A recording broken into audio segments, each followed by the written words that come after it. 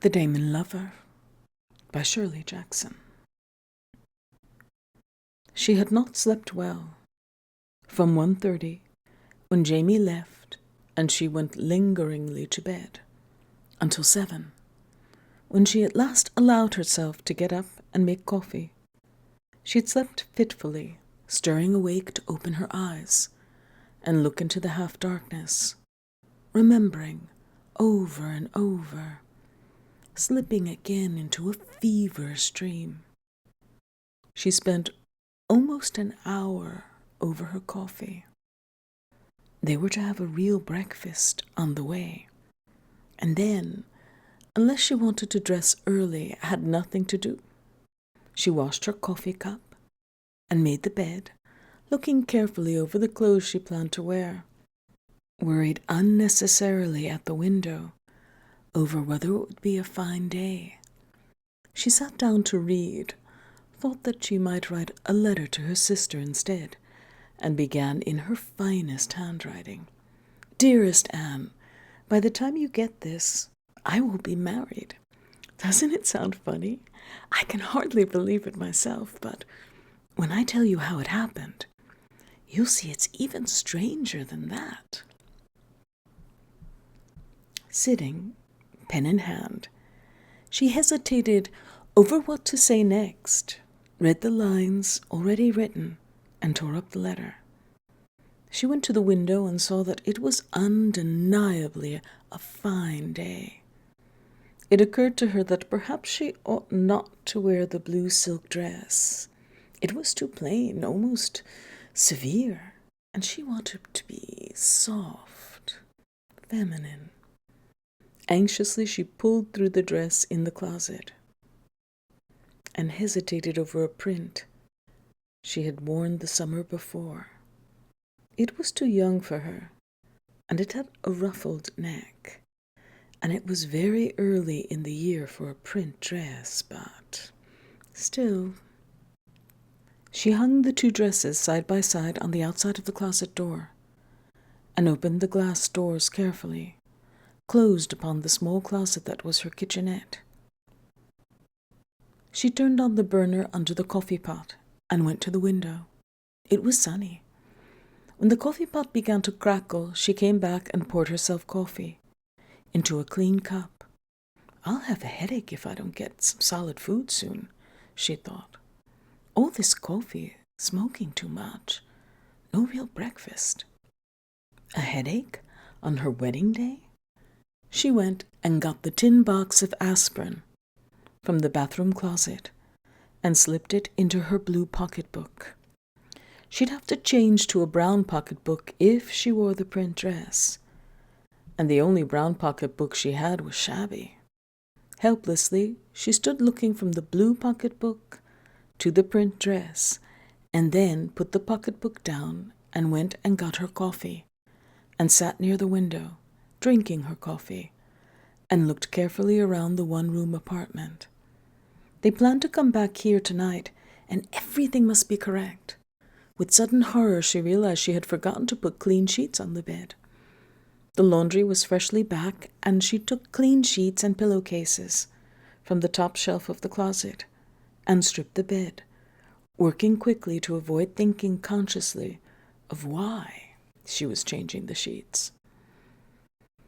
The bed was a studio bed with a cover to make it look like a couch, and when it was finished, no one would have known she had put clean sheets on it. She took the old sheets and pillowcases into the bathroom and stuffed them down into the hamper, and put the bathroom towels in the hamper too, and clean towels on the bathroom racks. Her coffee was cold when she came back to it, but she drank it anyway. When she looked at the clock finally and saw that it was after 9, she began at last to hurry. She took a bath and used one of the clean towels which she put into the hamper and replaced with another clean one. She dressed carefully, all her underwear fresh and most of it new. She put everything she had worn the day before, including her nightgown, into the hamper. When she was ready for her dress, she hesitated before the closet door. The blue dress was certainly decent and clean, and fairly becoming, but she had worn it several times with Jamie, and there was nothing about it which made it special for a wedding day. The print dress was overly pretty and new to Jamie, and yet wearing such a print this early in the season was certainly rushing the season. Finally, she thought, this is my wedding day. I can dress as I please. And she took the print dress down from the hanger. When she slipped it over her head, it felt fresh and light. But when she looked at herself in the mirror, she remembered that the ruffles around the neck did not show her throat to any great advantage, and the wide swinging skirt looked irresistibly made for a girl, for someone who would run freely, dance, swing it with her hips when she walked. Looking at herself in the mirror, she thought with revulsion, it's as though I was trying to make myself look prettier than I am just for him. He'll think I want to look younger because he's marrying me. And she tore the print dress off so quickly that a seam under the arm ripped. In the old blue dress she felt comfortable and familiar, but unexciting. It wasn't what you're wearing that matters, she told herself firmly, and turned in dismay to the closet to see if there might be anything else. There was nothing even remotely suitable for her marrying Jamie, and for a minute she thought of going out quickly to some little shop nearby to get a dress. Then she saw that it was close on 10, and she had no time for more than her hair and makeup. Her hair was easy, pulled back into a knot at the nape of her neck, but her makeup was another delicate balance between looking as well as possible and deceiving as little. She could not try to disguise the sallowness of her skin or the lines around her eyes today, when it might look as though she were only doing it for her wedding. And yet she could not bear the thought of Jamie's bringing to marriage anyone who looked haggard and lined. "You're 34 years old after all," she told herself cruelly in the bathroom mirror. 30, it said on the license. It was 2 minutes after 10. She was not satisfied with her clothes, her face, her apartment. She heated the coffee again and sat down in the chair by the window. Can't do anything more now, she thought. No sense trying to improve anything the last minute. Reconciled, settled, she tried to think of Jamie and could not see his face clearly or hear his voice. It was always that way with someone you love, she thought.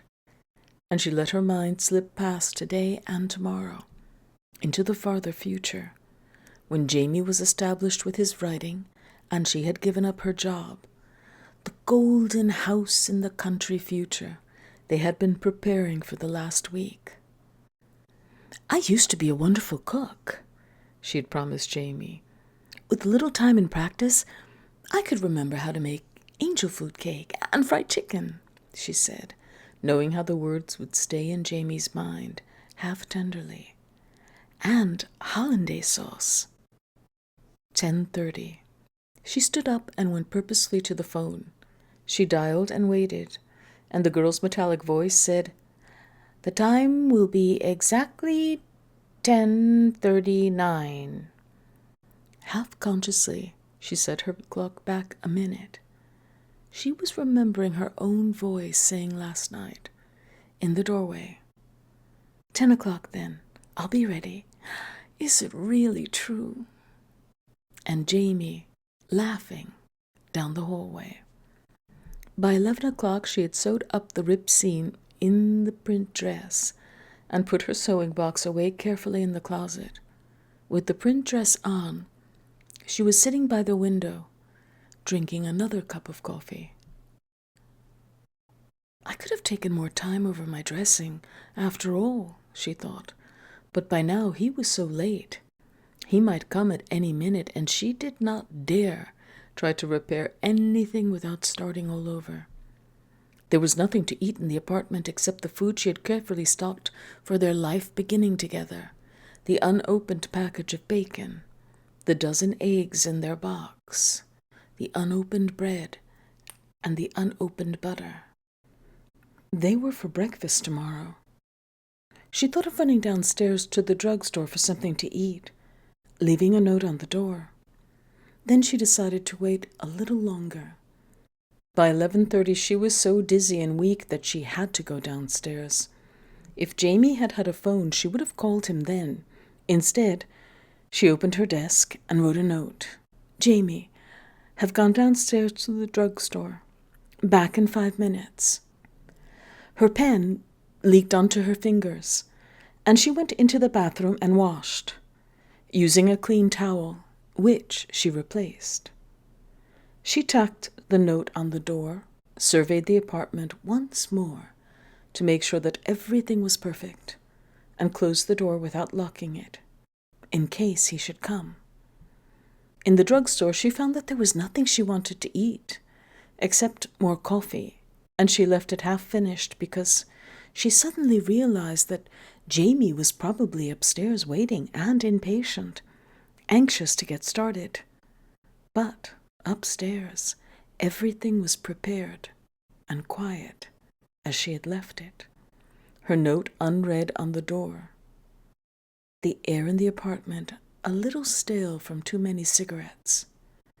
She opened the window and sat down to it until she realized that she had been asleep, and it was 20 minutes to 1. Now, suddenly she was frightened.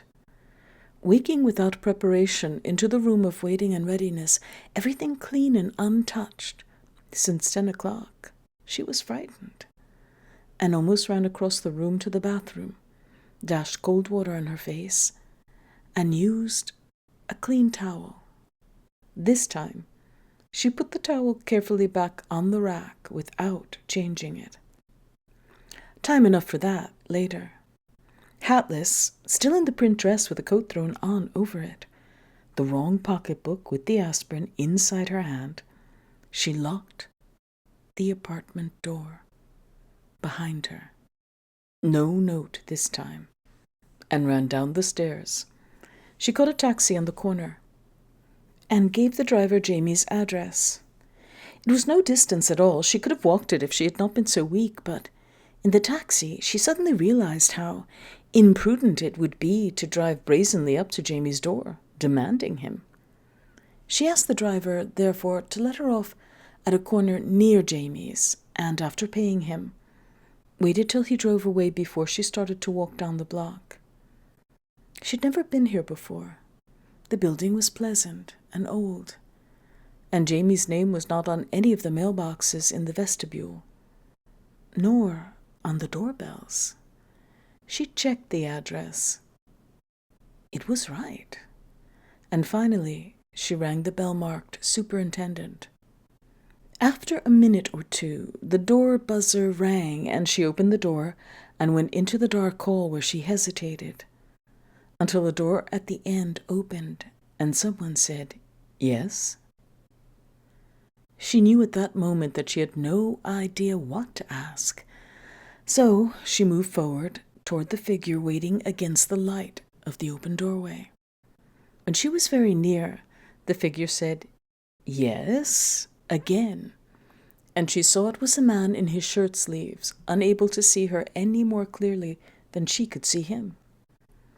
With sudden courage, she said, I'm trying to get in touch with someone who lives in this building, and I can't find the name outside." "What's the name you want?" the man asked, and she realized that she would have to answer. "Jamie Harris," she said. "Harris." The man was silent for a minute, and then he said, "Harris." He turned around to the room inside the lighted doorway and said, "Margie, come here a minute." "What now?" a voice said from inside, and after a wait long enough for someone to get out of a comfortable chair, a woman joined him in the doorway, regarding the dark hall. "Lady here," the man said. "Lady looking for a guy named of Harris lives here. Anyone in the building?" "No," the woman said. Her voice sounded amused. No man named Harris here. Sorry, the man said. He started to close the door. You got the wrong house, lady, he said, and added in a lower voice, or the wrong guy. And he and the woman laughed. When the door was almost shut, and she was alone in the dark hall, she said to the thin lighted crack still showing, "But he does live here. I know it." "Look," the woman said, opening the door again a little. "It happens all the time." "Please, don't make any mistake," she said, and her voice was very dignified, with 34 years of accumulated price. "I'm afraid you don't understand." "What did he look like?" the woman said wearily, the door still only part open. "He's rather tall and fair. He wears a blue suit very often. He's a writer." "No," the woman said, and then, "Could he have lived on the 3rd floor?" "I'm not sure." "There was a fellow," the woman said reflectively. "He wore a blue suit a lot. Lived on the 3rd floor for a while. The Roysters lent him their apartment while they were visiting her folks upstate." "That might be it. I thought, though, this one wore a blue suit mostly, but I don't know how tall he was," the woman said. "He stayed there about a month." "A month ago is when—" "You asked the Roysters," the woman said. "They come back this morning. Apartment 3B. The door closed, definitely. The hall was very dark, and the stairs looked darker. On the 2nd floor there was a little light from a skylight far above. The apartment doors lined up, 4 on the floor, uncommunicative and silent. There was a bottle of milk outside 2C. On the 3rd floor she waited for a minute. There was the sound of music beyond the door of 3B, and she could hear voices. Finally she knocked, and knocked again. The door was opened, and the music swept out at her, an early afternoon symphony broadcast. How do you do?" she said politely to the woman in the doorway. "Mrs. Royster?" "That's right." The woman was wearing a housecoat and last night's makeup. "I wonder if I might talk to you for a minute." "Sure," Mrs. Royster said, not moving. "About Mr. Harris." "What Mr. Harris?" Mrs. Royster said flatly. "Mr. James Harris, the gentleman who borrowed your apartment." "Oh, Lord," Mrs. Royster said. She seemed to open her eyes for the first time. "What'd he do?" "Nothing. I'm just trying to get in touch with him." "Oh, Lord," Mrs. Royster said again. Then she opened the door wider and said, "Come in." And then, "Ralph!" Inside the apartment was still full of music, and there were suitcases half unpacked on the couch, on the chairs, on the floor. A table in the corner was spread with the remains of a meal, and the young man sitting there for a moment, resembling Jamie, got up and came across the room. "What about it?" he said. "Mr. Royster," she said. It was difficult to talk against the music. "The superintendent downstairs told me that this was where Mr. James Harris was living."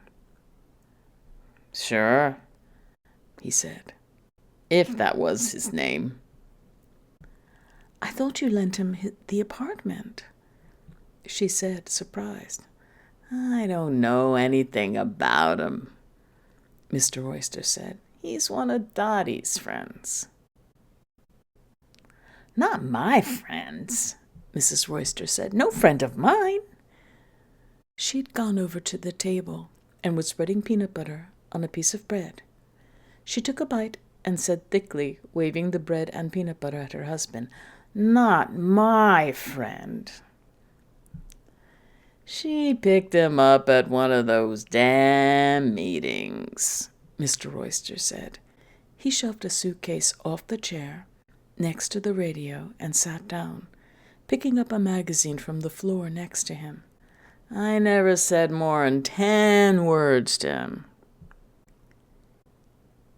"You said it was okay to lend him the place," Mrs. Royster said, before she took another bite. "You never said a word against him, after all." "I don't say anything about your friends," Mr. Royster said. "If he'd been a friend of mine, you would have said plenty, believe me," Mrs. Royster said darkly. She took another bite and said, "Believe me, he would have said plenty." "That's all I want to hear," Mr. Royster said over the top of the magazine. "No more now." "You see?" Mrs. Royster pointed the bread and butter at her husband. "That's the way it is, day and night." There was a silence, except for the music bellowing out of the radio next to Mr. Royster. And then she said in a voice she hardly trusted to be heard over the radio noise, "Has he gone, then?" "Who?" Mrs. Royster demanded, looking up from the peanut butter jar. "Mr. James Harris." "Him? He must have left this morning before we got back. No sign of him anywhere." "Gone?" "Everything was fine, though. Perfectly fine, I told you," she said to Mr. Royster. "I told you he'd take care of everything. I can always tell." "You were lucky," Mr. Royster said. "Not a thing out of place," Mrs. Royster said. She waved her bread and peanut butter inclusively. "Everything just the way we left it," she said. "Do you know where he is now?" "Not the slightest idea," Mrs. Royster said cheerfully. "But, like I said, he left everything fine." "Why?" she asked suddenly. "You looking for him?" "It's not very important." "I'm sorry he's not here," Mrs. Royster said. She stepped forward politely when she saw her visitor turn toward the door. "Maybe the super saw him," Mr. Royster said into the magazine. When the door was closed behind her, the hall was dark again, but the sound of the radio was deadened. She was halfway down the first flight of stairs when the door was opened, and Mrs. Royster shouted down the stairwell, "If I see him, I'll tell him you were looking for him." What can I do? She thought. Out on the street again. It was impossible to go home, not with Jamie somewhere between here and there. She stood on the sidewalk so long that a woman, leaning out of the window across the way, turned and called to someone inside to come and see. Finally, on an impulse, she went into the small delicatessen next door to the apartment house, on the side that led to her own apartment. There was a small man reading a newspaper, leaning against the counter. When she came in, he looked up and came down inside the counter to meet her. Over the glass of cold meats and cheese, she said timidly, I'm trying to get in touch with a man who lived in the apartment house next door, and I just wondered if you knew him." "Why don't you ask the people there?" the man said, his eyes narrow, inspecting her. "It's because I'm not buying anything," she thought. And she said, "I'm sorry, I asked them, but they don't know anything about him. They think he left this morning."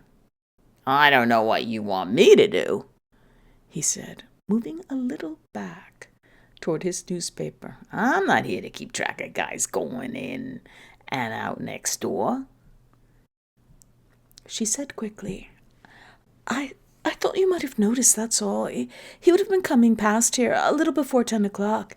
He was rather tall, and he usually wore a blue suit."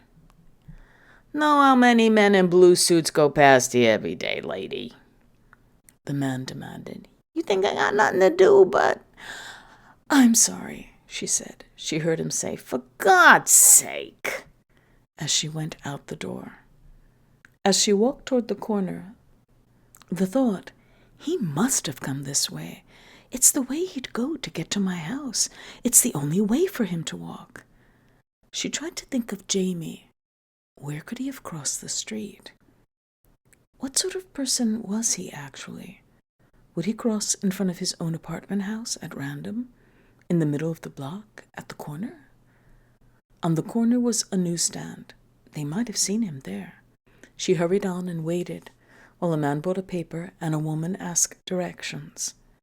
When the newsstand man looked at her, she said, "Can you possibly tell me if a rather tall young man in a blue suit went past here this morning around 10 o'clock?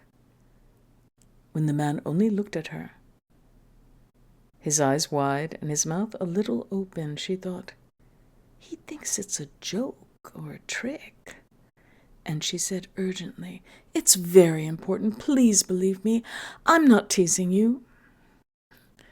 "Look, lady," the man began, and she said eagerly, "He's a writer. He might have bought magazines here." "What do you want him for?" the man asked. He looked at her, smiling, and she realized that there was another man waiting in back of her, and the newsdealer's smile included him. "Never mind," she said, but the newsdealer said, "Listen, maybe he did come by here." His smile was knowing, and his eyes shifted over her shoulder to the man in back of her. She was suddenly horribly aware of her over-young print dress, and pulled her coat around her quickly. The newsdealer said with vast thoughtfulness, "Now, I don't know for sure, mind you, but there might have been someone like your gentleman friend coming by this morning." "About 10? "About 10, the newsdealer agreed. "Tall fellow, blue suit. I wouldn't be at all surprised." "Which way did he go?" she said eagerly. "Uptown?" "Uptown," the newsdealer said, nodding. "He went uptown, that's just exactly it. What can I do for you, sir?"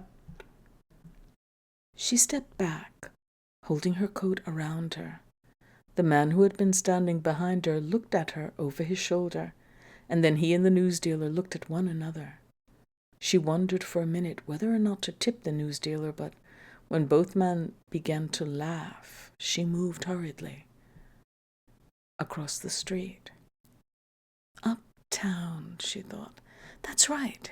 And she started up the avenue, thinking, he wouldn't have to cross the avenue, just go up 6 blocks and turn down my street so long as he started uptown.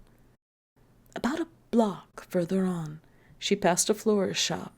There was a wedding display in the window, and she thought, this is my wedding day after all. He might have gotten flowers to bring me.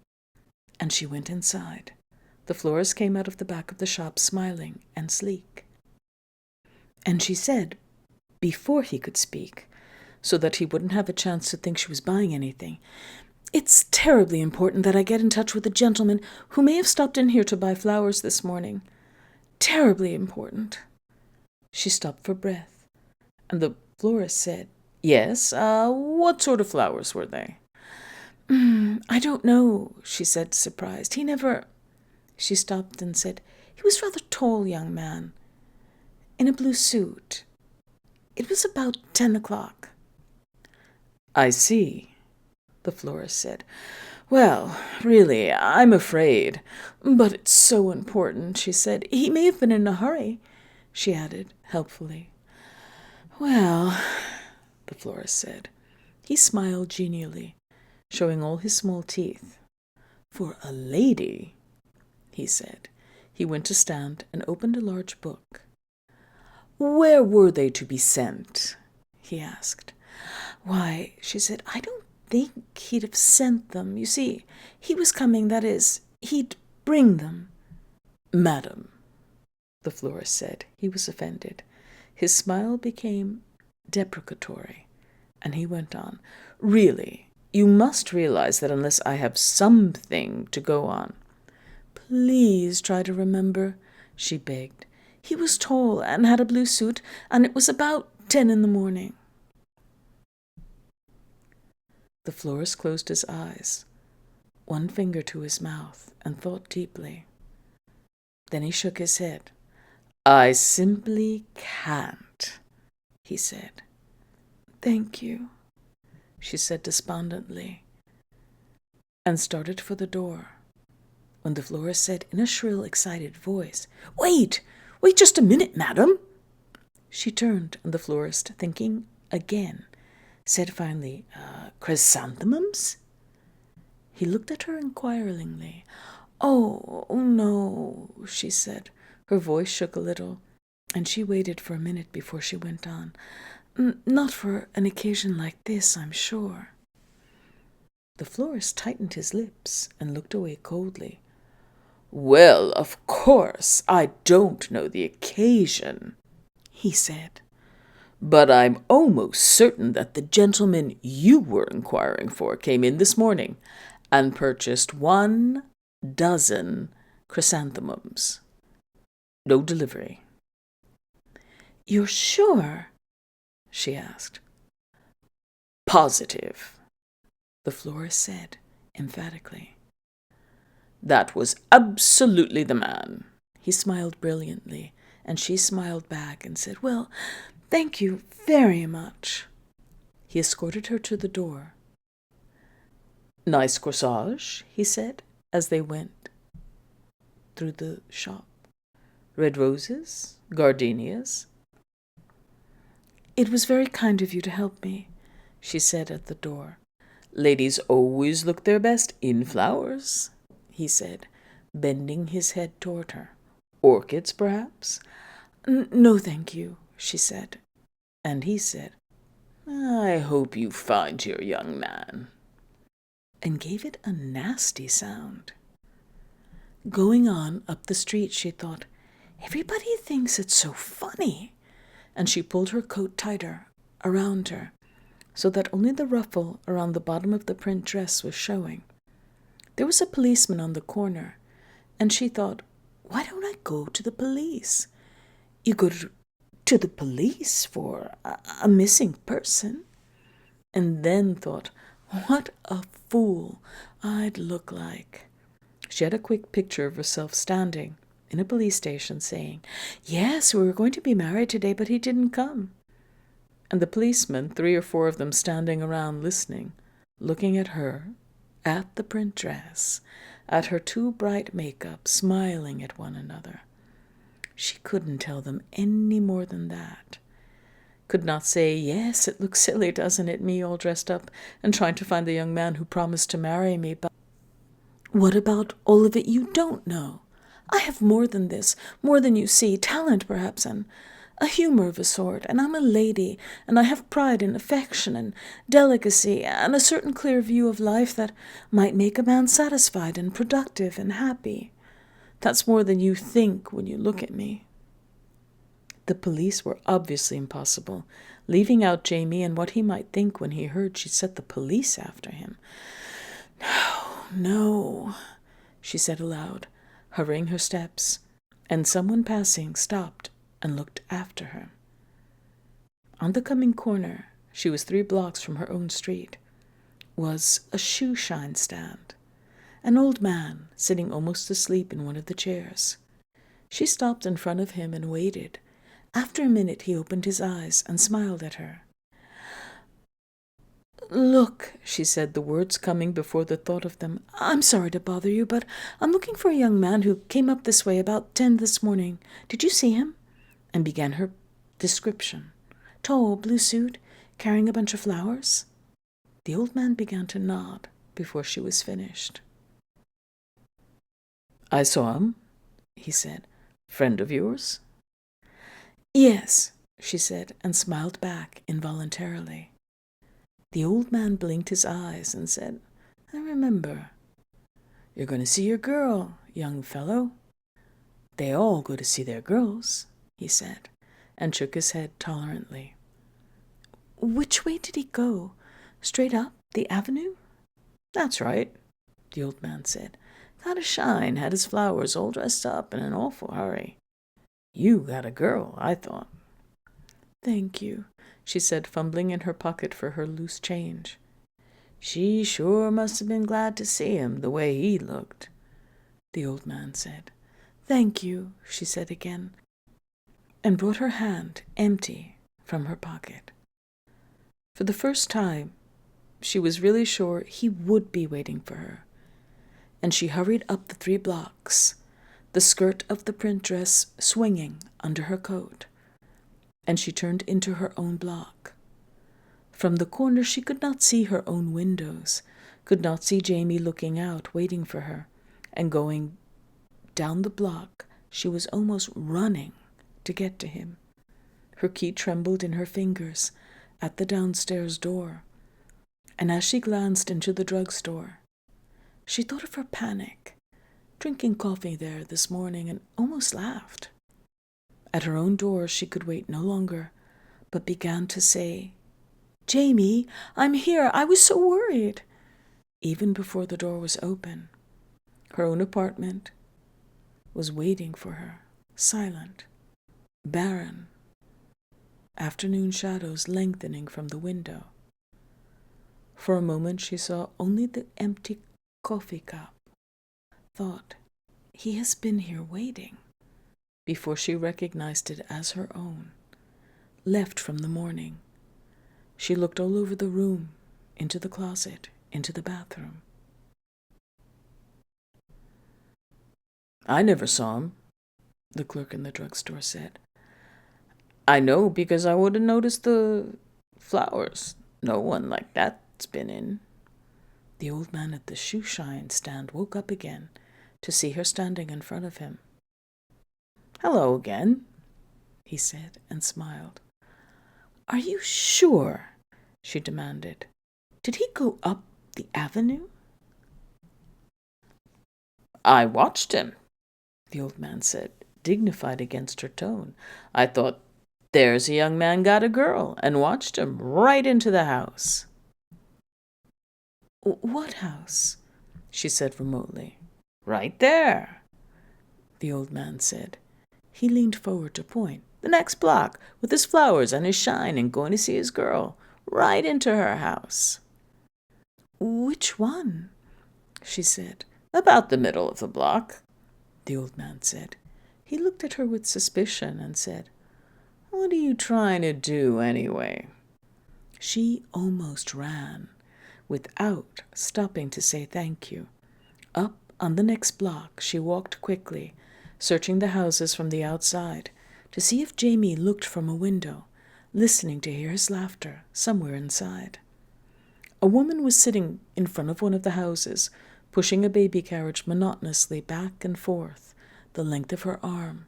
The baby inside slept, moving back and forth. The question was fluent by now. "I'm sorry, but did you see a young man go into one of these houses about 10 this morning? He was tall, wearing a blue suit, carrying a bunch of flowers." A boy about 12 stopped to listen, turning intently from one to the other, occasionally glancing at the baby. "Listen," the woman said tiredly. "The kid has his bath at 10. Would I see strange men walking around, I ask you?" "Big bunch of flowers?" the boy asked, pulling at her coat. "Big bunch of flowers? I see 'em, missus." She looked down, and the boy grinned insolently at her. "Which house did he go in?" she asked, wearily. "You gonna divorce him?" the boy asked insistently. "That's not nice to ask the lady," the woman rocking the carriage said. Listen, the boy said. I seen him. He went in there. He pointed to the house next door. I followed him, the boy said. He give me a quarter. The boy dropped his voice to a growl and said, This is a big day for me, kid, he says. Give me a quarter. She gave him a dollar bill. Where? She said. Top floor, the boy said. I followed him till he gave me the quarter, way to the top. He backed up the sidewalk, out of reach, with the dollar bill. You gonna divorce him? He asked again. Was he carrying flowers? Yeah, the boy said. He began to screech. You gonna divorce him, missus? You got something on him? He went careening down the street, howling, She's gotten something on the poor guy. And the woman, rocking the baby, laughed. The street door of the apartment house was unlocked. There were no bells in the outer vestibule, and no lists of names. The stairs were narrow and dirty. There were 2 doors on the top floor. The front one was the right one. There was a crumpled florist's paper on the floor outside the door, and a knotted paper ribbon like a clue, like the final clue in the paper chase. She knocked and thought she heard voices inside, and she thought suddenly with terror, what shall I say if Jamie is there, if he comes to the door? The voices seemed suddenly still. She knocked again, and there was silence, except for something that might have been laughter, far away. He could have seen me from the window, she thought. It's the front apartment, and that little boy made a dreadful noise. She waited and knocked again, but there was silence. Finally, she went to the other door on the floor and knocked. The door swung open beneath her hand, and she saw the empty attic room, bare lathe on the walls, floorboards unpainted. She stepped just inside, looking around. The room was filled with bags of plaster, piles of old newspapers, a broken trunk. There was a noise which she suddenly realized as a rat, and then she saw it, sitting very close to her, near the wall, its evil face alert, bright eyes watching her. She stumbled in her haste to be out with the door closed, and the skirt of the print dress caught and tore. She knew there was someone inside the other apartment, because she was sure she could hear low voices and sometimes laughter. She came back many times, every day, for the first week. She came on her way to work in the mornings, in the evenings, on her way to dinner alone, but no matter how often or how firmly she knocked, no one ever came to the door.